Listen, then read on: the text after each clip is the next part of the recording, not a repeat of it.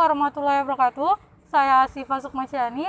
Kali ini saya sedang berada di Taman Tunjuk Ajar Integritas, di mana suasananya sangat sepi. Seperti yang kita ketahui, di awal Desember 2019 yang lalu, sejumlah pasien berdatangan ke Rumah Sakit Pusat Wuhan, Cina.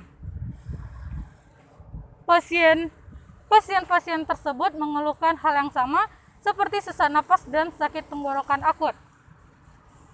Setelah memasuki awal tahun 2020, Cina mengumumkan adanya temuan virus corona yang sangat mudah untuk menular. Sedangkan di Indonesia sendiri, kasus virus corona ini pertama kali ditemui di pertengahan bulan Maret yang lalu tahun 2020 ini. Hal ini sangat mempengaruhi bagi segi ekonomi di Indonesia. Menurut Menteri Keuangan Sri Mulyani Indrawati menyatakan, dampak penyebaran pandemi global COVID-19 ini tidak hanya dari segi kesehatan, melainkan juga terkena pada persoalan ekonomi serta stabilitas keuangan. Hal ini disampaikan Sri Mulyani saat menjadi narasumber forum diskusi online Indonesia Moving Forward dengan tema Macro Outlook dan peluang kebangkitan ekonomi pasca pandemi COVID-19. Pemerintah pun mulai menerapkan physical distancing dan PSBB, yaitu pembatasan sosial berskala besar. PSBB ini dilakukan agar tidak cepatnya menyebar virus corona ini, yang karena sangat mudah untuk menular. Bukan hanya dari perusahaan besar saja yang terkena dampak dari pandemik ini, bahkan untuk usaha-usaha kecil pun terkena dampak, terutama usaha makanan. Kali ini saya bersama narasumber saya dengan ibu pemilik usaha rumah makan. Bagaimana pengaruh pandemi ini terhadap bisnis ibu, terutama dalam bisnis makanan?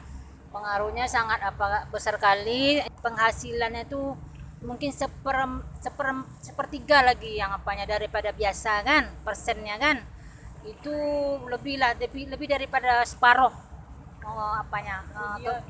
kurangnya jual belinya gitu kan, yang di rumah makan. Kalau misalnya secara internalnya ente, kalau misalnya untuk menaati peraturan pemerintah kita disuruh jarak sosial ente, ya distancing. Terus gimana nih ente menerapkan itu? Kita kan di rumah makan disuruh pemerintah menjaga jarak kan antara yang pemilik sama pelanggan, atau yang kan jarak orang makan sama yang makan juga disuruh jaga jarak. Biasanya mejanya 6 orang, jadi sekarang ante bikin 4 orang, lebih kurang setengah meter lah jaraknya antar orang yang satu yang makan dia. Jadi itulah cara ante menerapkan aturan pemerintah. Itu kan dianjurkan juga pakai masker kan. Ya. Selalu cuci tangan ya ante ya?